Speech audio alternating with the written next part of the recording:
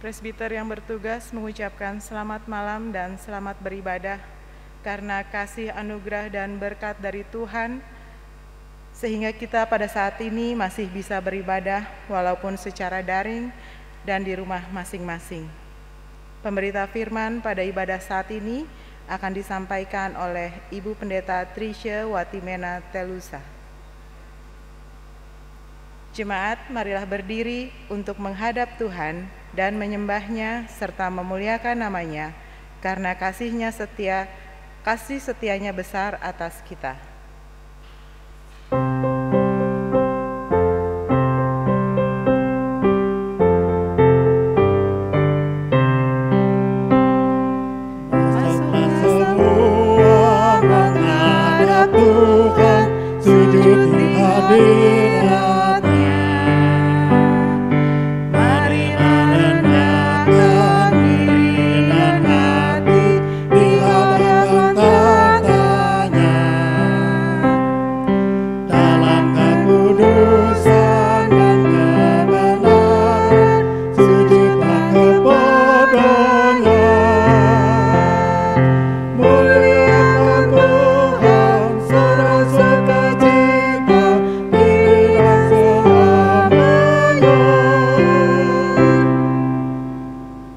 Kita satu dalam doa. Tuhan Yesus, kami saat ini berdoa dan memohon akan kasih serta karunia-Mu untuk boleh hadir di tengah-tengah kami. Bila mana saat ini kami hendak memulai beribadah, kiranya Engkau senantiasa memberikan penyertaan di dalam ibadah kami sehingga hati kami hanya tertuju kepadamu. Bawalah kami untuk boleh mengerti dan memahami firman-Mu Tuhan, dan biarkan hati kami terbuka dan menerima serta menjalankan perintah-Mu.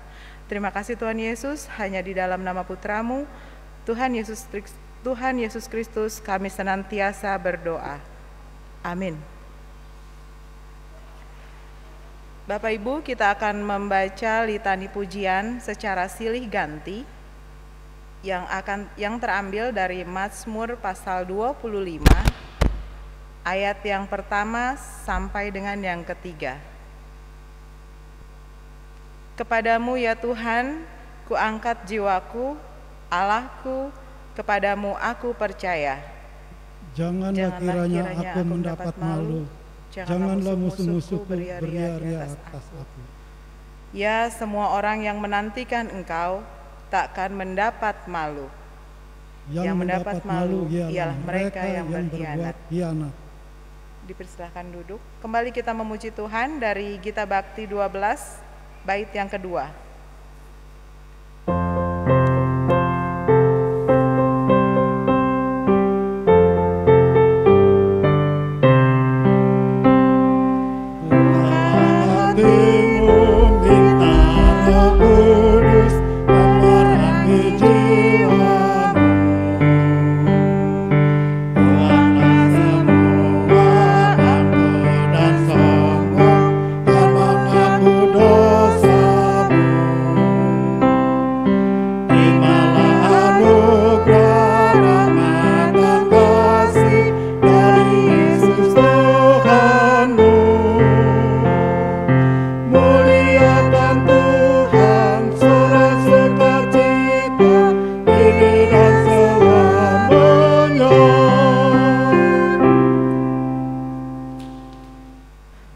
Bapak Ibu Saudara-saudara yang berada di rumah, kita akan masuk dalam pembacaan Alkitab. Dan pembacaan Alkitab di malam hari ini dalam ibadah rumah tangga tanggal 2 Desember 2020 terambil dari Injil menurut karangan Matius. Matius pasal 9 ayat 9 sampai dengan ayatnya yang ke-13. Matius pasal 9 ayat 9 sampai dengan ayatnya yang ke-13. Kita biarkan Alkitab kita terbuka Bapak Ibu, dan mari kita berdoa memohon bimbingan Roh Kudus. Kita berdoa. Terima kasih atas penyertaan Tuhan Yesus dalam sepanjang perjalanan hidup kami, hingga kami masih diperkenankan untuk menikmati akan berkat-berkat Tuhan melalui nafas kehidupan, sampai di hari ini di tanggal 2 Desember 2020 dan mendasari akan seluruh perjalanan hidup dan iman kami akan diam sejenak untuk mendengarkan akan kebenaran firman-Mu. Tapi kami mohon biarlah Engkau datang Tuhan Yesus, kuasai kami semua dengan kuasa Roh Kudus, supaya pemberitaan firman di malam hari ini menjadi kekuatan bagi kami semua. Di dalam nama Tuhan Yesus, firman yang hidup, kami berdoa. Amin. Saya mengundang Bapak Ibu, saudara-saudara untuk berdiri dan pembacaan Alkitab dari Matius pasal 9 ayat 9 sampai 13 yang menyatakan demikian. Matius pemungut cukai mengikut Yesus. Setelah Yesus pergi dari situ, ia melihat seorang yang bernama Matius duduk di rumah cukai.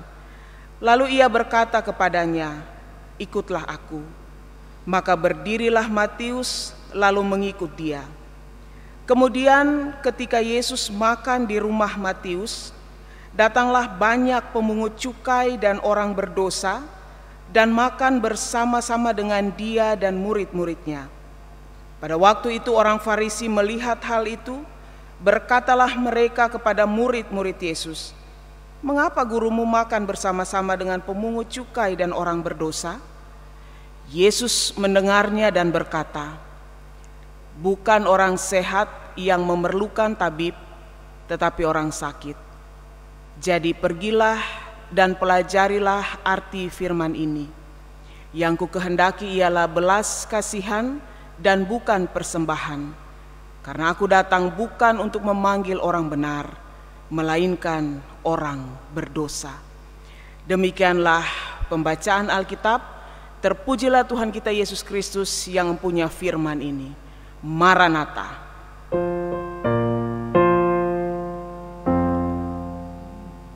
Maranatha, Maranatha, Maranatha.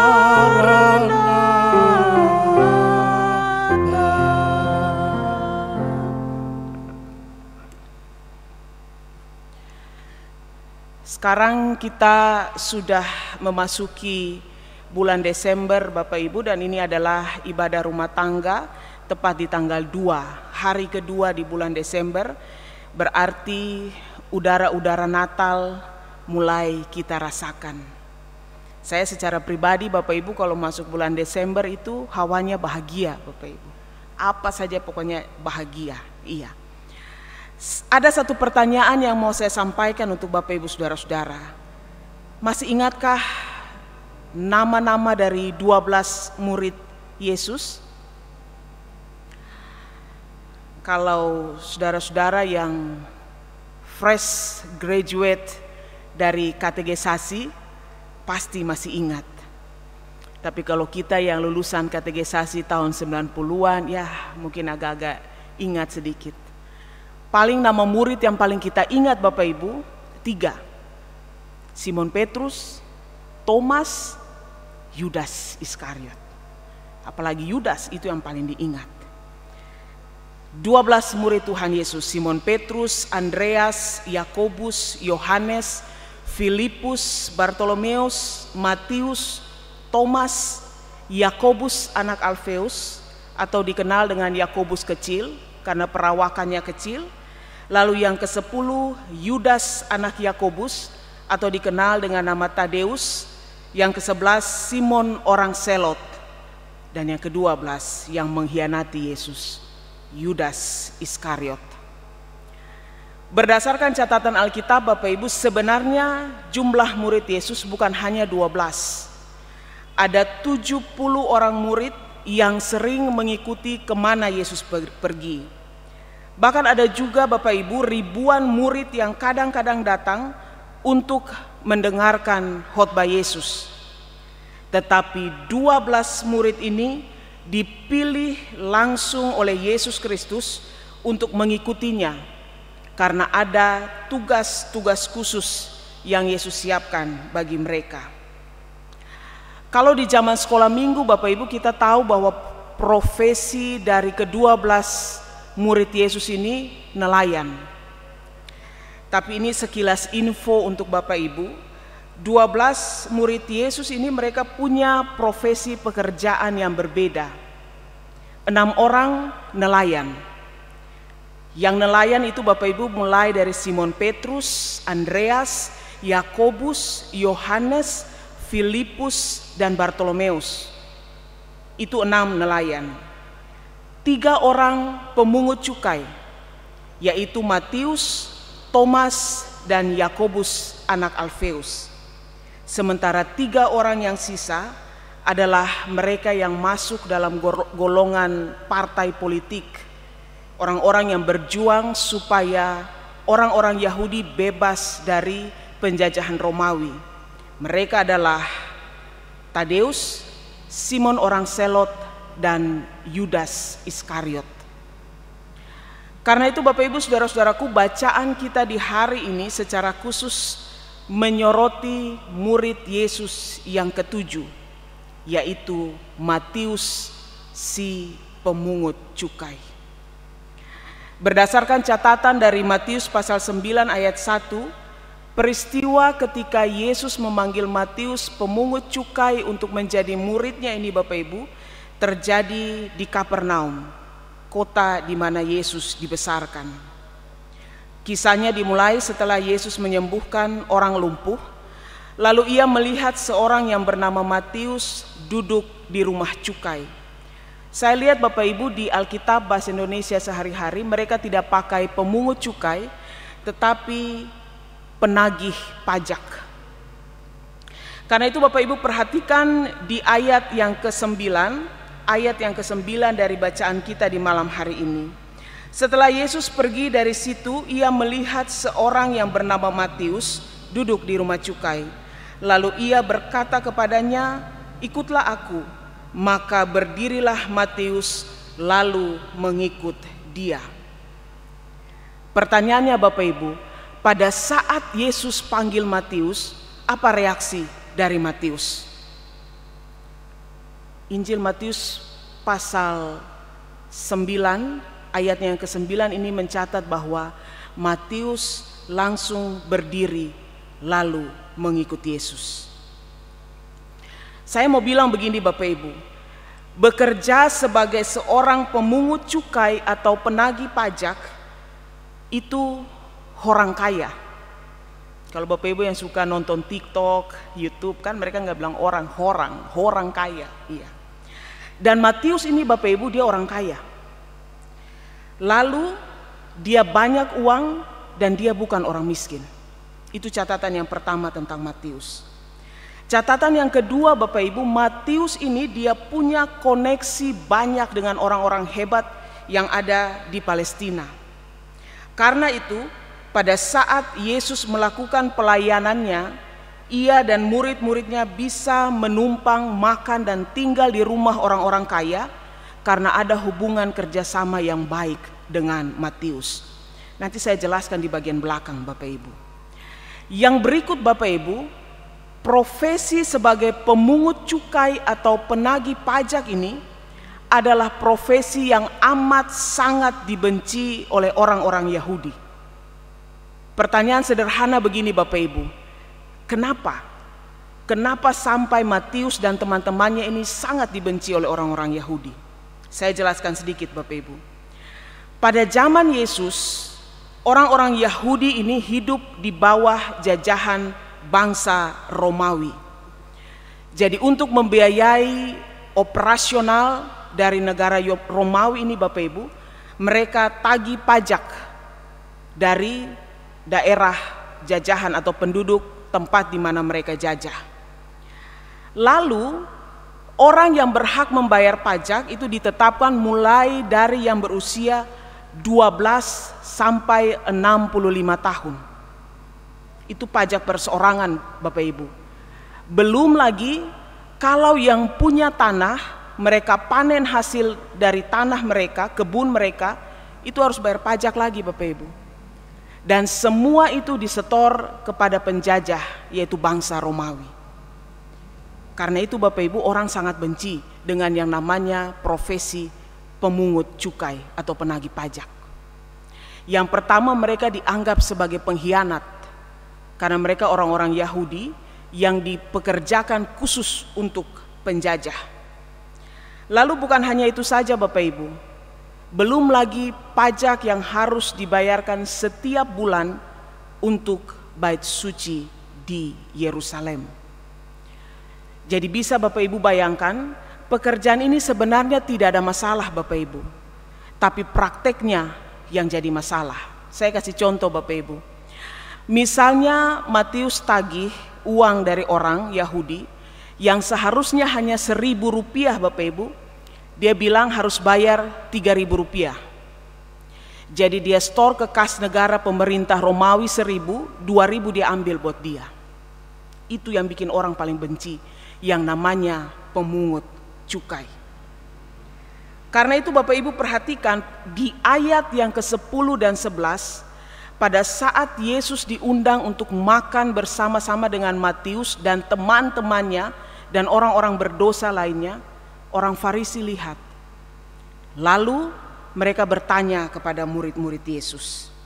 Karena begini Bapak Ibu, yang pertama memang mereka dianggap sebagai orang berdosa dan orang-orang yang tidak baik di mata masyarakat. Pertanyaan yang sederhana begini Bapak Ibu, apakah pada saat Yesus memanggil Matius, Yesus tahu profesi dari Matius? Ya, Yesus tahu siapa itu Matius. Yang anehnya, Yesus sudah tahu bahwa profesi ini sangat dibenci oleh orang banyak, tapi Yesus tetap pakai Matius untuk menjadi muridnya. Bukan bagian dari 70 murid atau ribuan murid, tapi 12 murid yang dipilih langsung oleh Yesus. Pertanyaan sederhana juga untuk saya dan Bapak Ibu. Kenapa saya dan Bapak Ibu mau menjadi pelayan dan muridnya Yesus? Di ayat yang ke-9 dari pasal 9 tadi Bapak Ibu saya bilang, pada saat Yesus panggil Matius, reaksinya adalah dia berdiri dan langsung ikut Yesus. Alkitab tidak menjelaskan bahwa Matius tidak pikir atau tanya, tapi dia sama sekali langsung ikut Yesus. Artinya pada saat Matius ikut Yesus ada konsekuensi atau akibatnya karena profesi. Dengan bahasa sederhana mau dikatakan untuk Bapak Ibu dan saya bahwa pada saat Yesus panggil saya dan Bapak Ibu untuk menjadi murid dan pelayan-pelayannya secara khusus Bapak Ibu, dia gak peduli masa lalu kita, profesi kita apa, Yesus gak peduli. Tapi pada saat dia mau panggil kita Bapak Ibu, dia tahu siapa kita. Dan untuk itu Bapak Ibu, ketika saya dan Bapak Ibu memberikan diri untuk melayani Yesus, layanilah dia dengan baik dan benar. Jangan tanggung-tanggung Bapak Ibu. Memang perjalanan hidup berpelayanan tidak selalu mulus. Ada masanya di mana kita ketemu hal-hal yang tidak enak. Ada saat di mana kita ketemu masalah, bukan hanya di dalam pelayanan, tapi juga di dalam kehidupan kita secara pribadi. Tapi satu hal Bapak Ibu, jangan mundur. Bapak Ibu dan saudara-saudara yang mengaku bahwa Yesus adalah juru selamat, persoalan apapun dalam hidup kita ini, tidak usah kita menyangkal dia. Tetap pegang teguh janjinya, jangan pernah ragu. Dan ini yang penting Bapak Ibu. Pada saat Matius menetapkan hatinya untuk menjadi murid Yesus, apakah ia kembali pada pekerjaannya yang lama sebagai seorang pemungut cukai? Tidak. Yang tadi di awal sudah saya katakan Bapak Ibu, Matius pada zaman dulu sebelum ia kenal Yesus dan mengikuti Yesus Bapak Ibu, pola hidupnya tidak baik. Dia tidak pernah jujur, dia korupsi, dia ambil uang dari orang-orang yang lemah. Tapi sejarah gereja mencatat bahwa 20 tahun kemudian setelah Yesus naik ke sorga, Matius ini akhirnya menulis Injil yang di malam hari ini kita baca. Injil menurut karangan Matius. Dan dia terkenal Bapak Ibu sebagai salah satu penulis yang sangat teliti berdasarkan latar belakang pekerjaannya sebagai seorang penagih pajak. Karena kalau berhubungan dengan uang Bapak Ibu memang harus teliti Bapak Ibu. Karena itu orang-orang yang kerja pegang uang itu mukanya serius semua Bapak Ibu. Karena kalau salah sedikit fatal akibatnya. Karena itu Bapak Ibu, kalau semula Matius ini dia tamak, dia berubah. Dan sejarah gereja juga bilang bahwa pada akhirnya Matius ini dia mati di Ethiopia. Dia dipenggal oleh orang-orang kafir di Ethiopia sana Bapak Ibu, di salah satu kota yang bernama Nabadar. Artinya Tuhan Yesus butuh komitmen kita. Tidak mundur sedikit pun walau badai menghadang. Matius bisa berubah Bapak Ibu menjadi lebih baik karena dia selalu meminta tuntunan dan penyertaan Tuhan Yesus. Saya dan Bapak Ibu tidak akan pernah berubah kalau kita mengandalkan diri kita sendiri. Mintalah selalu kekuatan kepadanya. Saya masih ingat Bapak Ibu beberapa hari yang lalu pada saat ibadah pelepasan dan pemakaman Ibu Mari Lewakabesi, dari rumah saya naik Gojek ketemu dengan Bapak tukang Gojek. Kebetulan beliau orang gereja juga Bapak Ibu, dari GPIB Paulus di Menteng. Beliau seorang pengusaha, tapi karena tidak ada kegiatan selama corona beliau nyambi bawa Gojek Bapak Ibu. Tidak tahu mungkin karena dia lihat saya pakaian hitam pakai jas, namanya orang GPB, dia tahu Ibu pendeta ya. Saya bilang iya Pak. Oh tumben ada pelayanan, iya ada pelayanan kedukaan Pak. Satu kalimat yang paling menyentuh di hati saya begini, Ibu tidak takut ada corona? Nah, saya bilang ya kalau memang untuk pelayanan kami para pendeta harus mati karena corona, ya saya mau bilang apa? Yang penting kami sudah mengikuti protokol kesehatan dari pemerintah. Pakai masker, jaga jarak, cuci tangan per tiap menit. Lalu saya turun dari Gojek Bapak Ibu, saya mau bayar, beliau nggak mau ambil. Beliau bilang, saya bersyukur hari ini membawa seorang pendeta pelayanan pada saat pandemi COVID. Dan saya bilang, Pak, semua pekerjaan beresiko. Kita nggak pernah tahu di tempat mana kita akan ketemu orang tanpa gejala COVID-19. Tapi dengan iman, sepanjang kami mengikuti protokol kesehatan, pelayanan harus dilaksanakan, Tuhan Yesus akan lindungi. Karena itu Bapak Ibu Saudara-saudaraku, saat ini juga di Kompleks Permata ini ada banyak orang yang cukup panik dengan keadaan yang terjadi. Sebagai hamba Tuhan saya mau bilang bahwa Bapak Ibu tidak usah panik. Sepanjang Bapak Ibu tahu Bapak Ibu sudah mengikuti protokol kesehatan, serahkan semua pada Tuhan. Ini pun membuka mata kita bahwa corona itu ada Bapak Ibu. Dan karena itu, mari kita ikuti apa kata pemerintah. Kita lakukan yang terbaik, kita taat. Yang namanya murid dia taat kepada guru. Berarti saya Bapak Ibu sebagai warga negara Indonesia, kita juga taat kepada pemerintah. Karena sekali kita mengikuti protokol kesehatan, kita menyelamatkan ribuan bahkan ratusan orang di sekitar kita. Kalau tidak terlalu penting Bapak Ibu, jangan keluar. Tuhan Yesus memberikan kekuatan untuk saya dan Bapak Ibu, bahkan seluruh warga jemaat GPIB Silo di bawah pimpinan Bapak Pendeta Yosef Aeng, Ibu istri terkasih, anak-anak, supaya kita semua dilindungi dari yang namanya corona.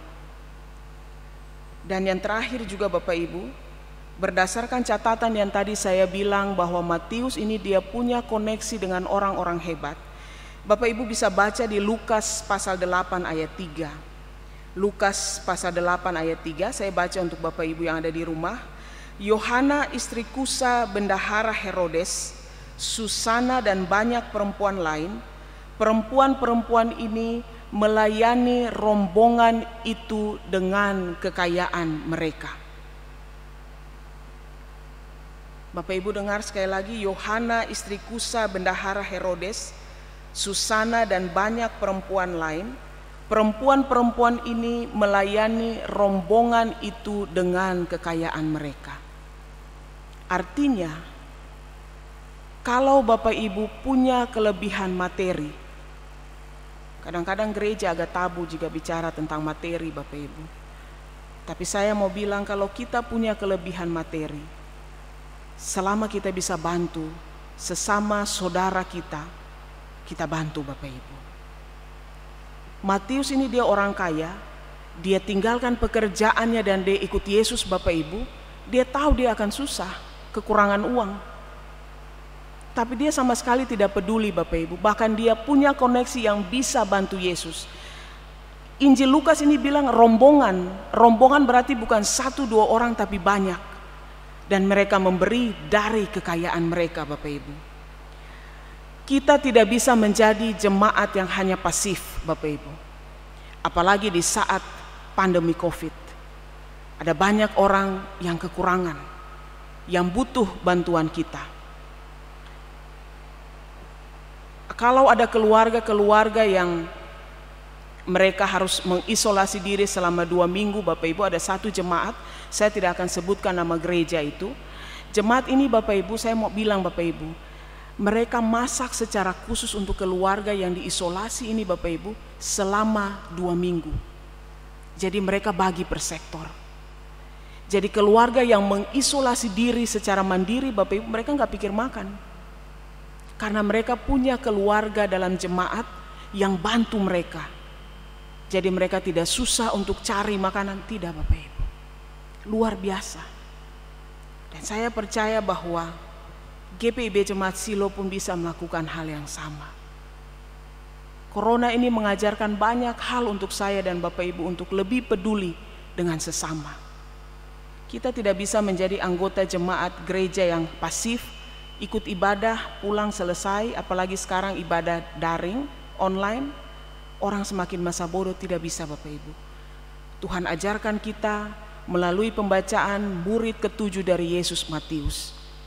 Dia memberi, bukan hanya hidupnya, tapi materi, harta, ia berikan untuk membantu pelayanan Yesus.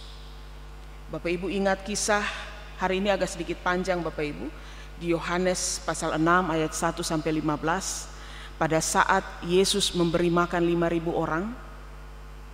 Bapak Ibu perhatikan bacaan ini Bapak Ibu, saya mau bagikan untuk Bapak Ibu supaya kita belajar untuk suka berbagi dengan sesama kita. Pada saat Yesus dia mengajarkan, orang banyak ikut dia. Lalu Yesus bilang kepada para murid begini, kalau dalam Injil Lukas Bapak Ibu, Yesus tanya kepada para murid, ini hari sudah malam, bagaimana dengan orang-orang yang mengikuti kita? Lalu murid-murid jawab dengan enteng Bapak Ibu, Guru, suruh saja mereka pulang atau cari tempat penginapan dan cari makan sendiri. Bapak Ibu tahu apa jawaban Yesus? Kamu harus memberi mereka makan. Dalam Injil menurut karangan Yohanes pasal 6 ayat 1-15, kisah Yesus memberi makan 5.000 orang. Bapak Ibu tahu, Yesus sengaja menguji muridnya yang bernama Filipus. Murid yang kelima. Yesus tanya begini ke Filipus, kasihan orang-orang ini, bagaimana cara kita memberi mereka makan? Filipus bilang dengan enteng Bapak Ibu, mereka banyak guru, yang terhitung 5.000 orang itu laki-laki, belum perempuan dan anak-anak. Jadi suruh saja mereka membeli roti. Kalaupun kami punya uang, beli untuk mereka tidak cukup. Bayangkan Bapak Ibu, Yesus coba. Yesus uji Filipus. Karena karakter Filipus, Bapak Ibu, orang ini pelitnya luar biasa.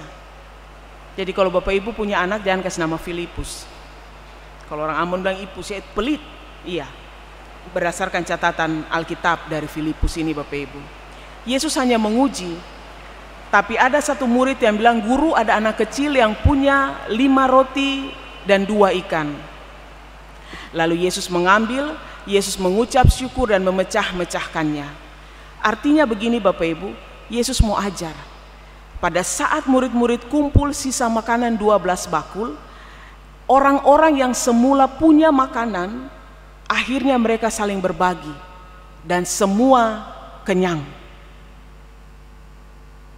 Berbagi itu penting Bapak Ibu. Adalah lebih baik memberi daripada menerima. Jika saya dan Bapak Ibu adalah murid-murid Yesus dan pelayan Yesus, selama kita masih hitung-hitungan dan pelit Bapak Ibu, berarti kita meragukan kuasa Yesus dalam hidup kita. Selama Bapak Ibu memberi, jangan pernah khawatir untuk kekurangan. Tuhan Yesus akan mencukupkan dengan caranya yang luar biasa.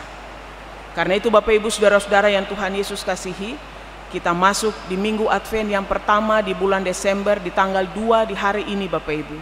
Kita persiapkan hati kita menanti kedatangan Yesus. Bukan sebagai bayi, tapi Ia akan datang pada kali kedua sebagai hakim yang akan menghakimi saya dan Bapak Ibu. Perjalanan hidup kita ke depan Bapak Ibu, kita tidak pernah tahu apa yang terjadi di depan kita. Tapi selama kita mengaku Yesus sebagai Tuhan dan Juru Selamat, sekali Yesus, tetap Yesus, sampai Ia panggil kita pulang. Tuhan Yesus menolong saya dan Bapak Ibu, supaya kita menjadi murid-muridnya dan pelayan-pelayannya yang setia sepanjang perjalanan hidup kita. Amin. Mari Bapak Ibu kita bersaat teduh sejenak, merenungkan akan kebenaran firman Tuhan yang sudah kita dengar bersama-sama.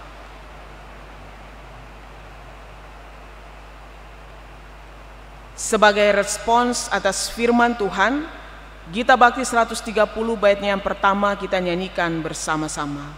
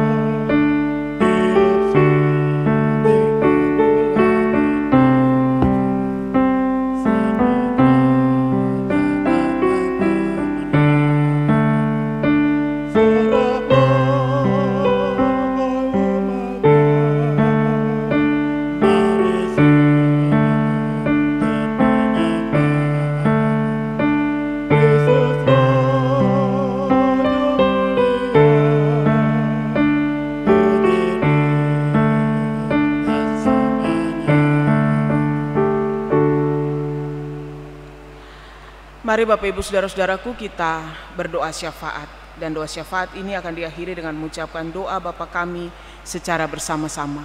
Kita berdoa. Maha besar ya Tuhan Allah, Tuhan yang kami kenal di dalam nama Tuhan Yesus Kristus yang adalah Tuhan dan satu-satunya Juru Selamat di sepanjang perjalanan hidup kami.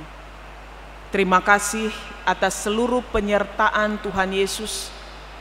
Walaupun kami tahu Tuhan bahwa perjalanan hidup kami tidak mudah. Kadang kami harus diperhadapkan dengan berbagai ujian-ujian iman. Tetapi ketika ujian-ujian iman itu kami lewati satu demi satu, sampai di hari ini di tanggal 2 Desember 2020, Beberapa hari lagi kami akan melewati tahun 2020 dan masuk tahun 2021. Di tengah-tengah pandemi COVID, ketika begitu banyak orang yang harus Engkau panggil pulang, tapi sampai hari ini kami tetap ada, Tuhan. Terima kasih atas seluruh penyertaan-Mu. Engkau ajarkan kami melalui firman-Mu di malam hari ini, Tuhan Yesus, supaya ketika kami mengaku bahwa kami adalah murid-Mu, kami adalah pelayan-Mu, Tuhan, ajarkan kami dengan hikmat dan kuasa Roh Kudus, supaya kami punya komitmen untuk tetap setia kepadamu. Walaupun kami tahu Tuhan tidak mudah. Ketika kami memberikan diri kami untuk melayani, baik itu sebagai para presbiter, penatua, majelis, pengurus-pengurus pelkat, komisi, koster, karyawan kantor gereja, Tuhan Yesus tolong kami Tuhan, supaya kami melayani-Mu dengan penuh sukacita.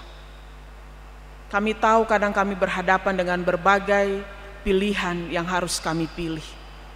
Tapi seperti Matius ketika Engkau memanggil dan memilih dia, ketika ia mengikutinya, dia berbalik, dia meninggalkan cara hidup yang lama dan bertobat. Ajarkanlah juga kami Tuhan Yesus, supaya kami meninggalkan cara-cara hidup kami yang lama, yang menduka citakan hati-Mu dan sesama kami. Ajarkanlah juga kami Tuhan Yesus bahwa di sepanjang perjalanan hidup kami sampai di hari ini, kami masih tetap ada dan berkarya, bernafas, bukan karena kuat dan hebat kami, tapi karena seluruh penyertaan-Mu bagi kami. Secara khusus untuk Kompleks Permata, dan lebih khusus lagi untuk keluarga besar Watimena, Penatua Miranda Watimena yang sementara dirawat di Rumah Sakit Umum Daerah Cengkareng. Tuhan Yesus tolong Ibu Mira Tuhan.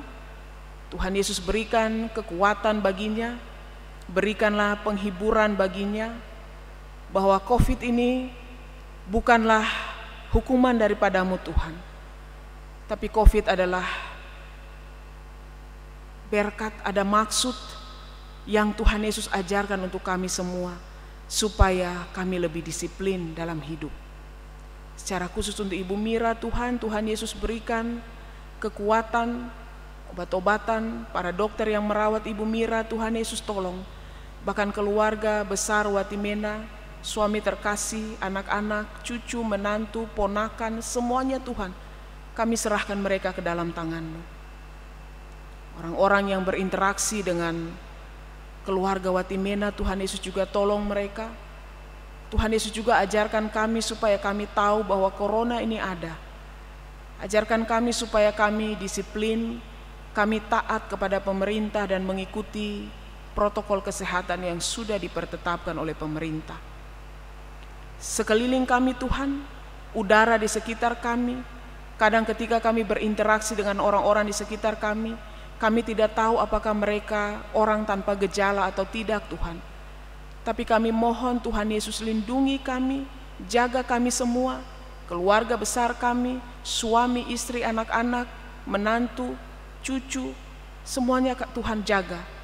Ajarkan kami Tuhan supaya kami menyerahkan seluruh perjalanan hidup kami kepadamu. Kompleks ini Tuhan, dari RT, para RW, terkhusus Ibu Yeni, Tuhan Yesus berikan kekuatan ekstra bagi beliau untuk menangani masalah ini. Di dalamnya juga kami mendoakan pimpinan jemaat kami, Bapak Pendeta Yosef Aeng. Tuhan Yesus berikan kesehatan, kekuatan bagi beliau Tuhan, sebagai penopang. Juga para majelis, pelaksana harian majelis jemaat, yang senantiasa memberikan waktu mereka tiap hari untuk melayani kami. Karyawan kantor, yang menyiapkan liturgi dan sebagainya, Tuhan Yesus tolong Tuhan. Bahkan kami di hari ini yang melayani-Mu, liturgos Ibu Diaken Diah, kami juga menyerahkan pemandu lagu Bapak Denny Tupan, kami menyerahkan organis anak kekasih kami Lisael Telusa, dan juga petugas multimedia anak terkasih kami Aldi, yang di dalamnya juga hadir Ibu Penatua Nelly Patiwail. Tuhan Yesus tolong kami semua Tuhan, supaya kami melayani-Mu dan kami mengandalkan Engkau. Ajarkan kami Tuhan, supaya kami bukan mengandalkan diri kami, tapi kami mengandalkan Engkau sebagai satu-satunya Tuhan dan Juru Selamat. Sekali lagi Tuhan, lingkungan Kompleks Permata ini Tuhan, dari depan sampai belakang setiap sisi di tempat ini, mari Tuhan Yesus jaga. Tuhan Yesus berikan udara yang baik, supaya kami semua terhindar dari penyakit ini Tuhan. Dan kami percaya dengan hikmat dan berasal daripada-Mu, pemerintah akan segera menyiapkan vaksin untuk kami Tuhan, supaya kami bisa melewati masa yang berat ini. Kami percaya Tuhan, kalau sampai hidup kami di hari ini Tuhan, terima kasih sekali lagi Tuhan atas seluruh penyertaan-Mu. Dan kami percaya bahwa jika kami melakukan tindakan-tindakan yang salah, baik itu menduka citakan hati-Mu secara nyata maupun tidak nyata, sesama kami, Tuhan Yesus ampuni kami Tuhan, dan layakkanlah kami, supaya kami lebih layak di hadapan-Mu. Kami percaya doa yang kami dengar sudah didengar oleh-Mu Tuhan. Tapi biarlah hanya waktu dan kehendak-Mu Tuhan Yesus yang berlaku di tengah-tengah seluruh hidup dan kehidupan kami.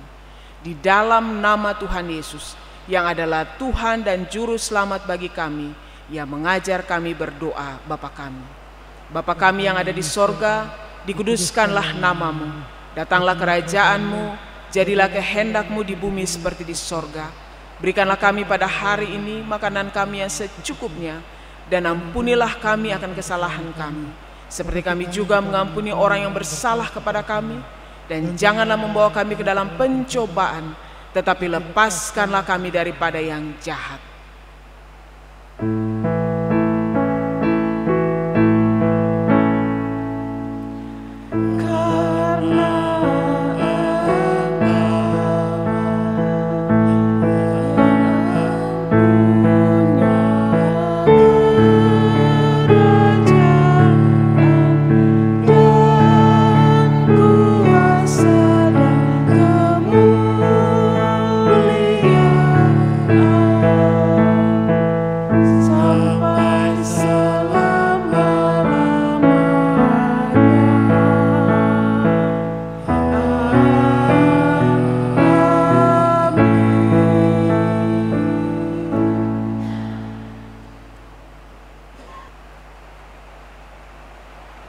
Marilah kita mengucap syukur kepada Tuhan dengan memberi persembahan kepadanya.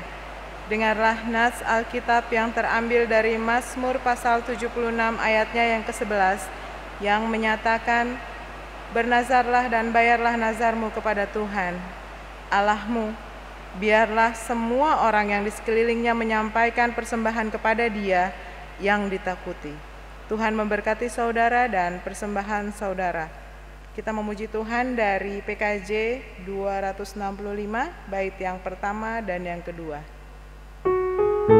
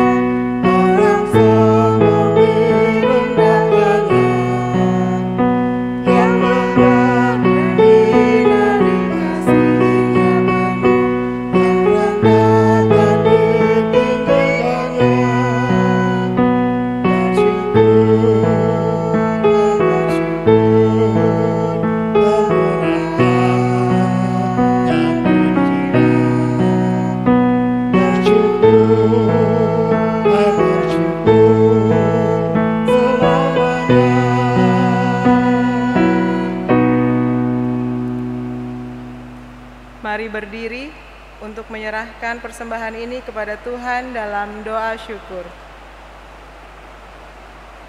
Tuhan Yesus yang baik, terima kasih atas segala yang sudah Engkau berikan kepada kami Tuhan, berkat yang tidak pernah ada habisnya. Begitu juga untuk persembahan syukur ini, kami memberikan Engkau bukan karena Engkau berkekurangan, tapi biarlah persembahan ini boleh sebagai tanda syukur kami, dan kiranya Engkau memberkati orang-orang yang mengelolanya Tuhan, biarlah nama-Mu semakin dipermuliakan. Di dalam nama Putra-Mu Tuhan Yesus Kristus, kami sudah berdoa dan mengucap syukur. Amin.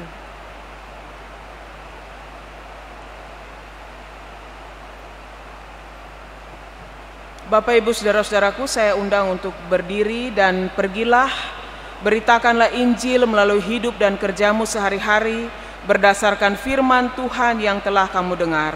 Sebagai nyanyian pengutusan Kidung Jemaat 342 baitnya yang ketiga, kita nyanyikan bersama-sama, Keluar dari Kaum.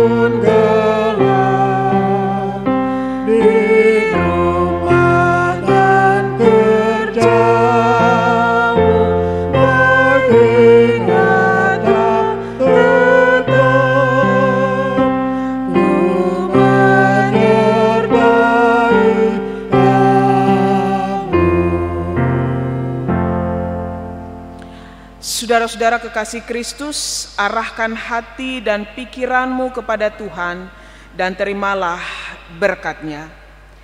Kiranya kasih karunia dari Allah Bapa kita dan dari Tuhan Yesus Kristus dengan persekutuan Roh Kudus memberkati kita sekalian dari saat ini kekal selama-lamanya.